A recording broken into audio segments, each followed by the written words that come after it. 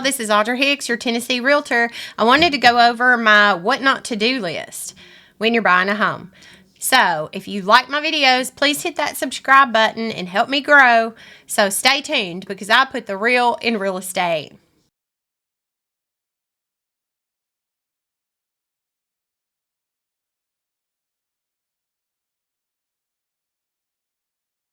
So I know I've done a video on this before. I may have added to this list. It seems like I have since then.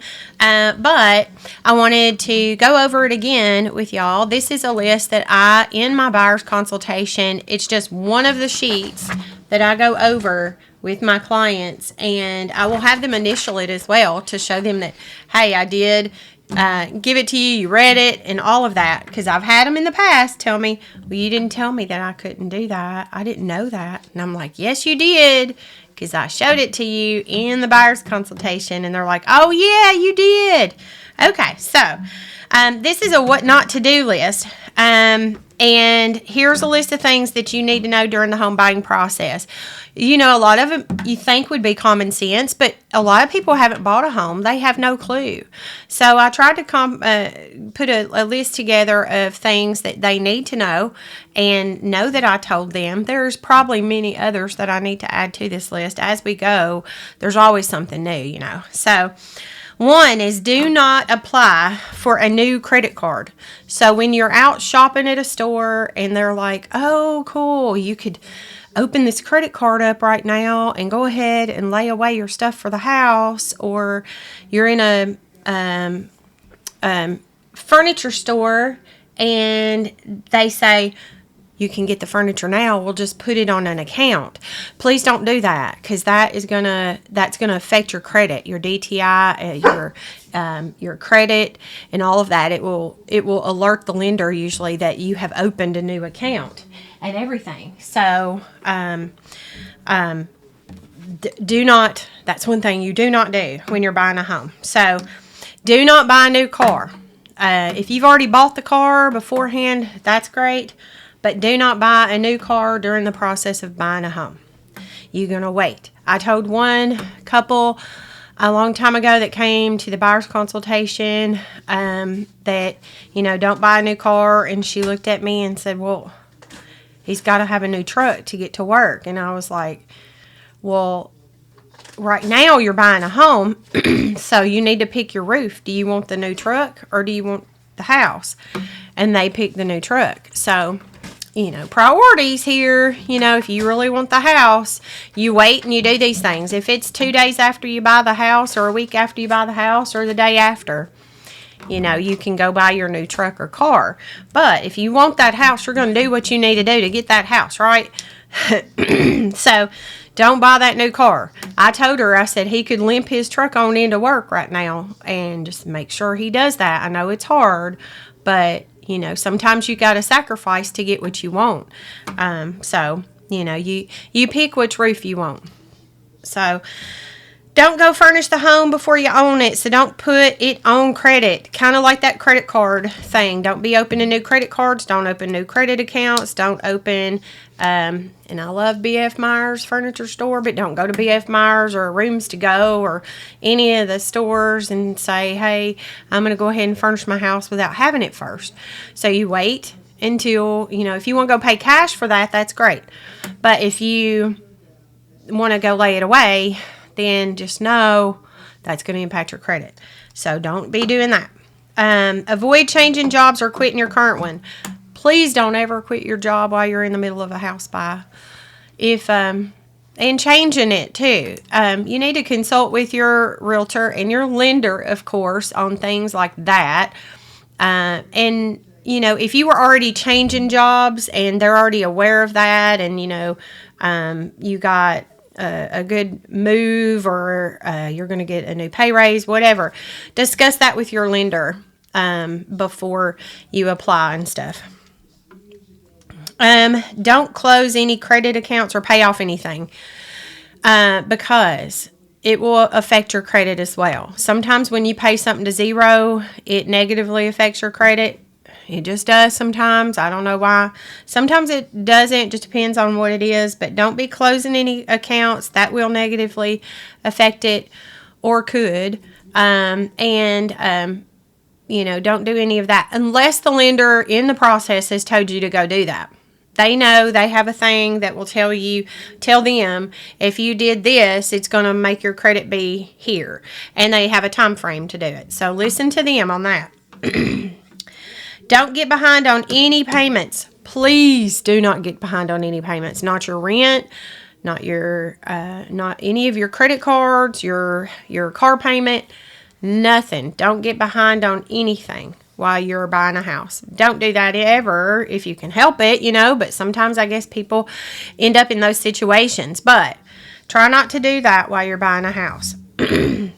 Don't move money around without a paper trail. They think you're money laundering. So it's a big no-no. That's a no-no anytime, especially when you're buying a house. So if you put, cash money into the bank, they need to know where that money came from. They're going to want to source that. So to make sure that it's not dirty money going in or out of the bank. So just don't be doing any of that kind of stuff while you're buying a house. Don't spend your savings. If you filled out that application for that lender and you had X amount in your savings, please leave it there. Don't be draining it. And I've heard so many times that I don't trust the bank. They say I take my money out. I keep all the cash at home. Well, fine and good. That don't help you when you're buying a house because you can't use that cash till it's seasoned in the bank for so long. And so that helps you. It doesn't help you in this process. So stop doing that and leave your money alone. Leave it in the savings account. Don't be draining the savings account. It looks so much better to the lender when you have savings. So if you visit open houses alone, you always let them know that you do have an agent. I personally like my clients to go on a private showing. I will take them on a private showing. I would rather them not go to open houses, but sometimes they're out on a Sunday and they just see it and they run to it. Every once in a while you'll get that, but if you always tell them that you have an agent, then that way up front they know that you have an agent. And, you can see the house. You can call me, but I will set up a private showing so we don't have to go in with everybody else while, people are viewing the house and stuff. And I always say, if you see a sign in a yard, don't be calling that agent. You need to call me. Like if you see a sign, take a picture of it, send it to me, tell me what the address is, whatever. It may be a for sale by owner, it might be another one. Usually if there's a sign in the yard with an agent, it is on the MLS and I already know about it. But sometimes you have that, but I receive these calls for my listings all the time. People are out and about and looking, and they will call me, the listing agent of my signs in the yard, and ask me about it. If they already have an agent, which I try to ask them up front, if they do, sometimes they might say they do, and I'll ask who that might be, and I will be happy to reach out to them and let them know that you're looking at the listing. So that way we got a good, open communication between everybody involved. I don't want to step on toes or anything, which I'm not because they called me, but, I still like to preference that with, do you have an agent that you're working with? If they do, I try to, just deal with that agent because I don't want to be talking to their client. That needs to be something that they do. But notoriously, some of them call you. A lot of times they say they don't have a representation and I will talk to them or whatever, but I still talk to anybody that calls me. I am a social butterfly, so whatever. But I just let them know that there's boundaries when they have an agent already, and I will be happy to reach out to that agent. Or they need to and have the agent give me a call. So there is that. And then I always say consult your agent and your lender with any questions. Even though family and friends mean well, they don't always understand the home buying process, and I don't want you to be misguided. I'm always there for my clients. I'm their concierge for life, not just during the sale and after the sale, but many years to come.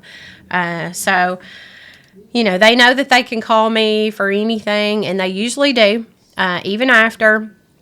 They want to tell me everything, and I love it. It makes my heart happy to hear from them and know what's going on with them and their family and their kiddos and their pets and everything and what they've done to the house.